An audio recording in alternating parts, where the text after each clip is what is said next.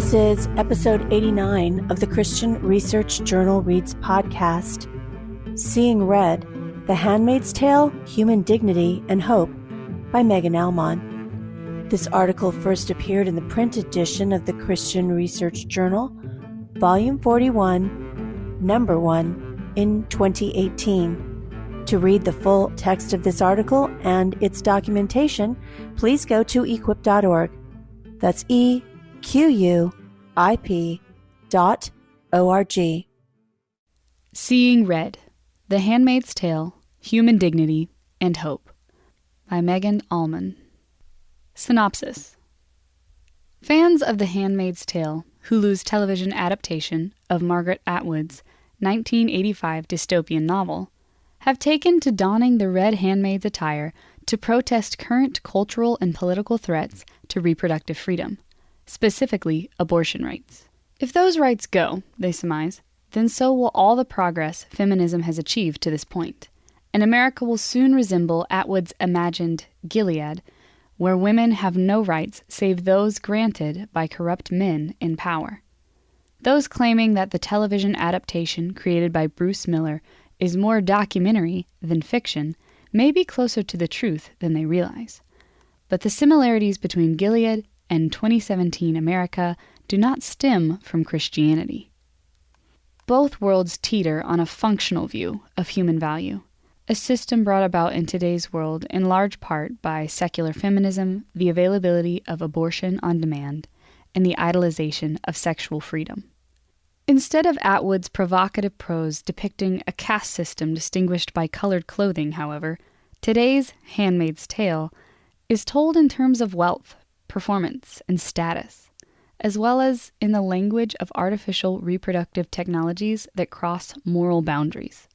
As so-called progress continues, children continually are reduced to products, whether disposable or purchasable, and women, as well as men, steadily are being defined out of existence. We're not hurtling towards a dystopian Gilead.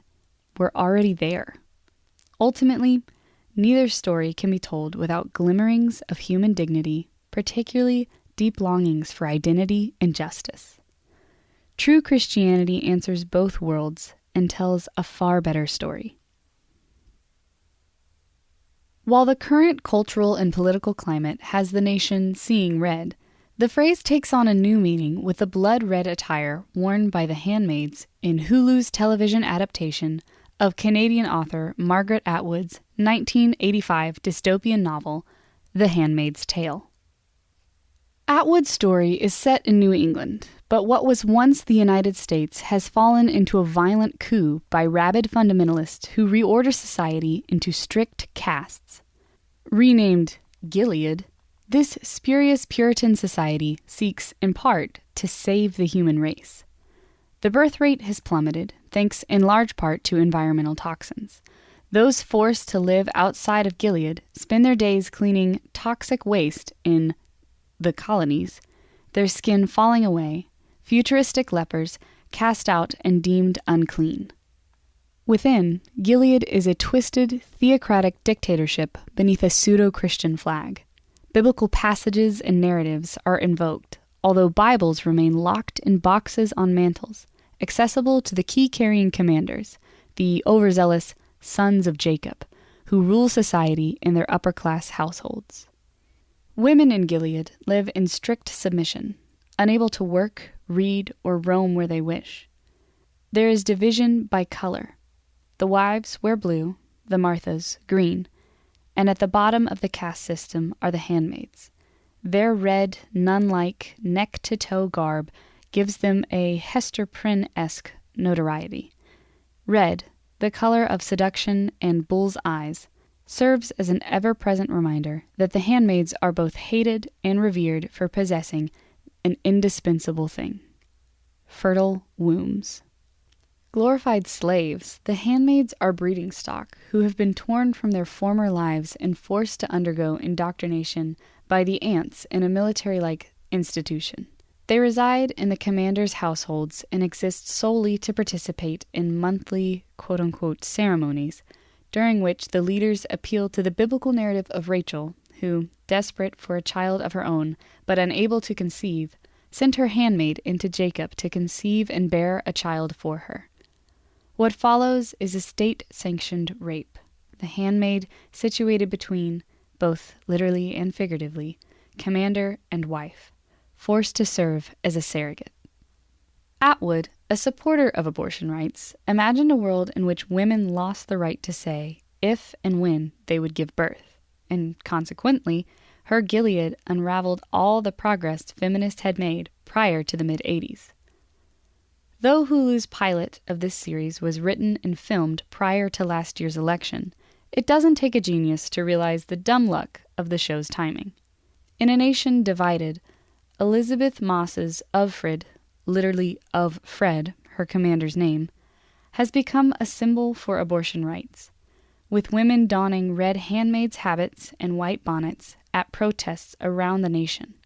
The TV Gilead, created by Bruce Miller, is updated from Atwood's. It mentions Uber and ISIS and champions LGBTQ struggles in ways the book did not. The show won 8 Emmys, and Atwood, in a recent interview with the Los Angeles Times, claimed that when the election happened, the show's cast decided, quote, "We're no longer making fiction. We're making a documentary," end quote. But does The Handmaid's Tale accurately depict our trajectory?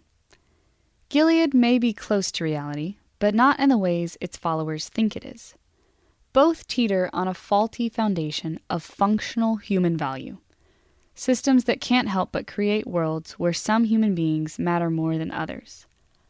Our version of Gilead doesn't stem from a warped misinterpretation of Christianity, but in large part from a combination of secular feminist thinking, abortion on demand, and the idolization of sexual freedom.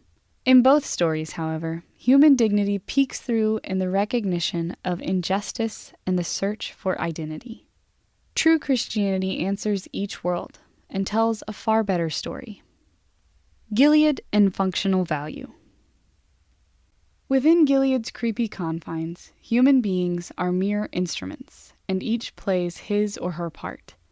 Atwood imagines a society in which women are commodities. The wives are ornaments that decorate the home, the Marthas are domestic servants who dust, polish, and cook, and the handmaids are incubators, repeatedly pregnant, but never allowed to be mothers. For the latter, defiance is met with monstrous results, even disfigurement, as long as it doesn't affect the reproductive system. Because of the vanishing birth rate in Gilead, babies are idolized. The commanders and their wives are consumers who want babies at any cost, so much so that the handmaids who don't conceive are disposable, traded in, or thrown away for a better model. Crossing moral boundaries, even in their own rigid system of laws, is overlooked as long as the end product is a baby. Offred is propositioned by her appointed doctor and, indirectly, by Nick, the family's driver, with whom she continues a forbidden affair. In a twisted irony, the men of Gilead are stripped of their dignity as well. They are dubbed commanders, but the main men of the story serve as little more than sperm donors. Some, like Fred Waterford, can't even fulfill that function because of their own infertility. Their poor performance leaves them devoid of their wives' respect and affection. Commander Waterford resorts to forbidden bouts of Scrabble and secretive sex escapades to regain some lost sense of conquest. Though the show's warped value system is overt and rightly despised by viewers, the functional system they themselves live in often eludes them. Feminism and functional value. Secular feminism ultimately has failed in its quest to make women quote-unquote equal because in its quest to liberate women from men, it misses a needed distinction between attributed human value and intrinsic human dignity. Attributed value is functional and arbitrary, and a system that relies on that alone cannot explain why housewives and female chief executive officers deserve the same basic respect and protections. It's why the writings of feminists such as Betty Friedan, The Feminine Mystique, attach human worth to an ability. In Friedan's case, the ability to earn wages. If a woman's worth is connected to her paycheck, the roles of housewife and mother are deemed unimportant, mere interruptions to the all-important quest to gain workforce status. More radical feminists who have adopted that premise call women who choose to remain at home leeches to society. Under a secular feminist system, some women achieve high-ranking status in the workforce, but not all. The responsibilities of raising up the next generation and tending to the home don't just disappear. While some women claw their way to the top in an effort to matter by feminist standards, others fill the abandoned, quote-unquote, lesser roles. Our version of Gilead classifies women by standards other than the color of their garments. We have wealthy, working class, and poor. We have power brokers in stilettos raking in six figures, underpaid and frustrated teachers struggling to shape young minds, daycare workers and nannies paid by the hour, and round-the-clock maid services. The desire to earn status is pushing more young women to put off marriage and childbearing until their biological clocks are running out. Statistics show that between 1970 and 2015, the average age a woman delivered her first baby increased from 21 years of age to nearly 30. The most common stated reasons? Career and finances. Fertility is lower than it's ever been. With the needed average of 2.1 children per family to maintain stability in a country, women in the United States average 1.8 as of 2015, the most significant drop having occurred following the economic crisis in 2007. The pain of infertility is real and keen, and is being felt in every facet of society. Instead of turning attention to seek out the cracks in the foundation, the demand for babies by modern families has spurred a race to streamline artificial reproductive technologies, or ARTs, and turn profits in ways that exceed ethical limits. The ART discussion is ongoing, mainly because the finish line keeps leaping ahead without heeding the toll. Indeed, the handmaids of our day are middle-class surrogates who need that extra $80,000 to pay the bills, and women, or wombs for rent, purchased at a steal overseas. Bulletin boards on college campuses advertise sizable paydays in exchange for reproductive material, and young women undergo questionable fertility treatments in order to release more eggs to sell to make ends meet. Quote-unquote leftover embryos created in excess because of the higher risk of in vitro procedures, have resulted in more than 500,000 quote-unquote snowflake babies in the United States alone, cryogenically frozen human beings waiting for a womb in order to be brought to term. With the possible advent of artificial wombs, even handmaids may become obsolete. In a world like this, children aren't gifts. They're commodities that can be obtained at a price, and the cost isn't always monetary. Abortion and functional value. When children are viewed as commodities, the flip side of the coin is that they're disposable. Elective abortion is a functional value system at its very core, drawing a sharp contrast between classes of human beings that matter and those that don't. The humanity of the unborn has long been established by science. Embryology textbooks call the zygote, quote, the beginning of a new human being, end quote, and call fertilization, quote, the critical landmark, end quote, at which, quote, a new genetically distinct human organism is thereby formed, end quote. Philosopher Stephen Schwartz points to only 4 general categories that distinguish unborn human beings from born ones: size, level of development, environment, and degree of dependency.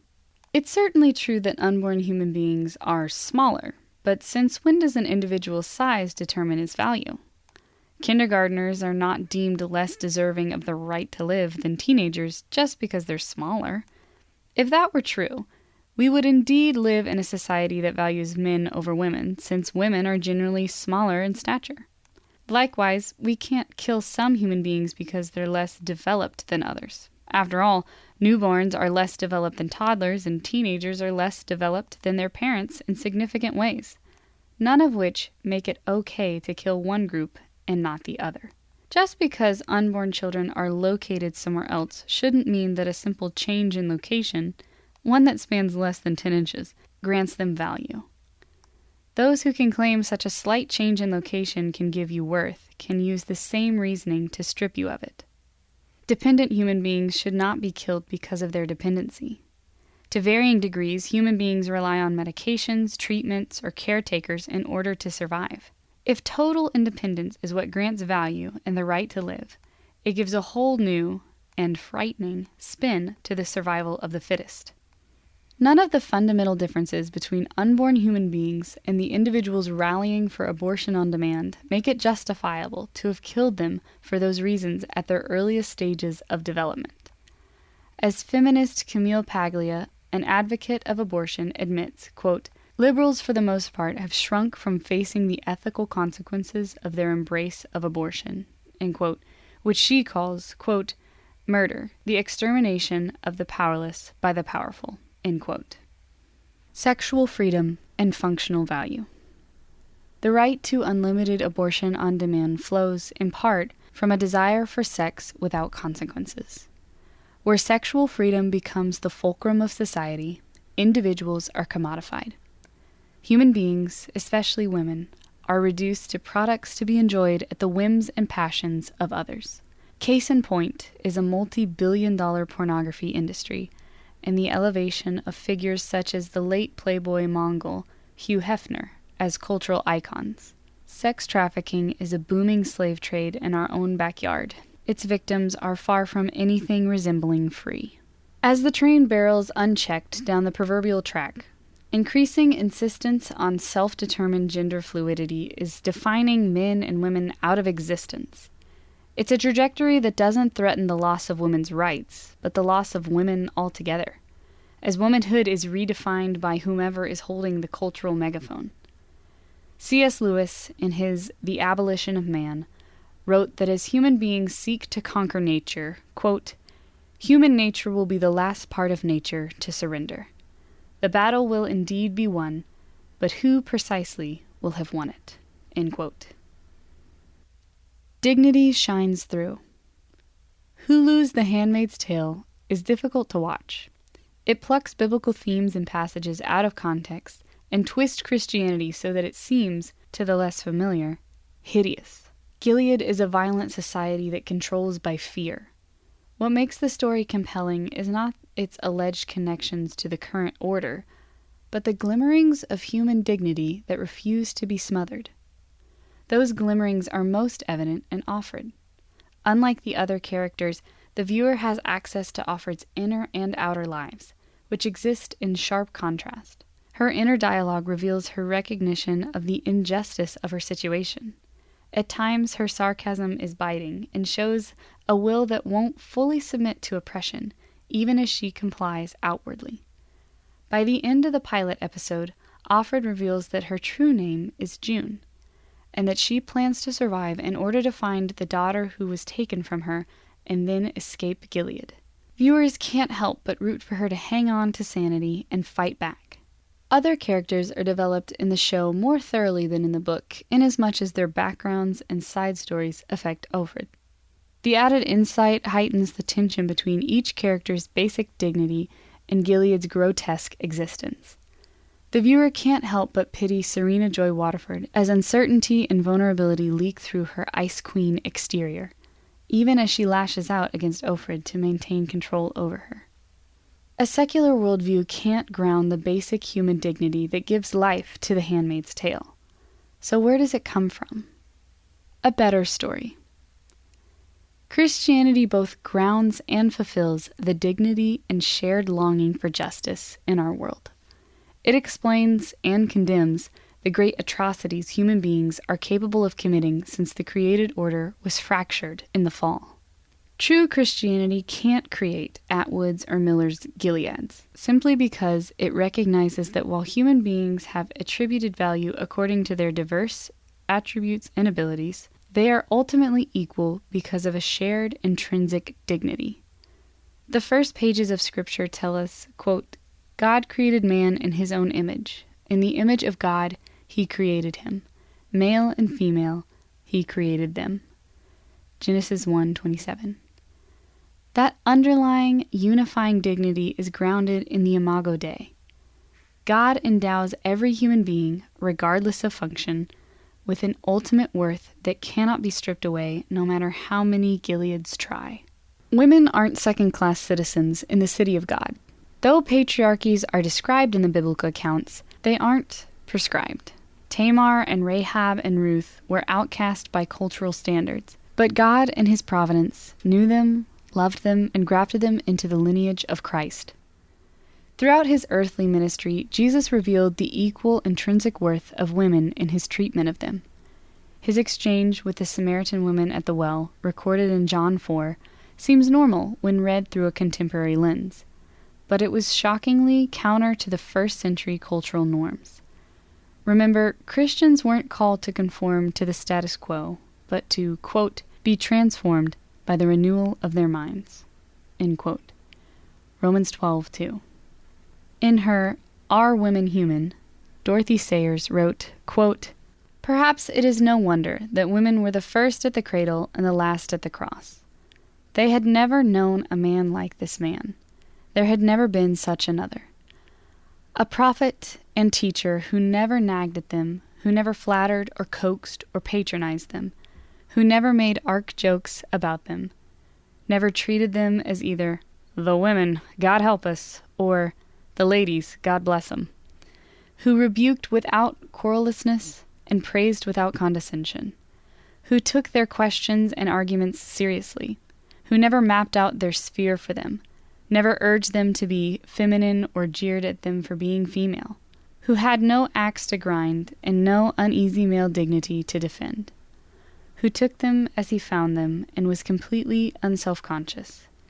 There is no act, no sermon, no parable in the whole gospel that borrows its pungency from female perversity. Nobody could possibly guess from the words of Jesus that there was anything funny about women's nature. End quote. The Christian worldview makes the recognition of injustice ring true because it promises an ultimate justice that will prevail. God, who is infinitely just, made a way to appease both our longing and his nature. What we fail to see too often in our own yearning for justice is that we, in our sinful state, stand to receive it ourselves. By taking the root of all injustice on himself at the crucifixion, he made redemption a reality for us and satisfied not only his justice, but also his mercy. The cross brings our restless searchings for identity to an end. Quote, for you have died, and your life is hidden with Christ in God. When Christ, who is your life, appears, then you also will appear with him in glory. End quote. Colossians 3:3-4. When our lives are secure in Christ, our functions become get-tos rather than have-tos. Where Christianity is, there is no need to earn a particular status, just the recognition that you already have it. In such a world, men and women are walking, talking marvels of unspeakable worth. They are self-controlled, not subject to drift at the beckoning of whims or passions. And children are never products for disposal or sale, but gifts, reflections of life-giving love and unashamed intimacy. Inasmuch as human abilities and traits differ, diversity is celebrated and enjoyed and held together by the unifying thread of human dignity. Final perspective. The Handmaid's Tale contributors are hard at work on a second season that will no doubt continue Ofred's story and explore strands from the book that the first season didn't. If red is the trend, there is something far superior to Handmaid's habits that represent hope and change. Fix your gaze on the blood shed at the cross on your behalf, Christian. It will put the rest into glaring perspective. Thank you for listening to another episode from the Christian Research Journal Reads podcast, which provides audio articles of Christian Research Journal articles. If you go to equip.org, you will find a brand new article for the Christian Research Journal published weekly. In addition, please subscribe to our other podcasts. Wherever you find your favorite podcasts, you will find the Christian Research Journal Reads podcast, the Postmodern Realities podcast, which features interviews with Christian Research Journal authors, our flagship podcast, the Bible Answer Man broadcast, and the Hank Unplugged podcast, where CRI President Hank Hanegraaff takes you out of the studio and into his study to engage in in-depth, free-flowing, essential Christian conversations on critical issues with some of the most interesting and informative people on the planet. At equip.org, you will also find a lot of resources to equip you, including many thousands of Christian Research Journal articles. That's EQUIP.org.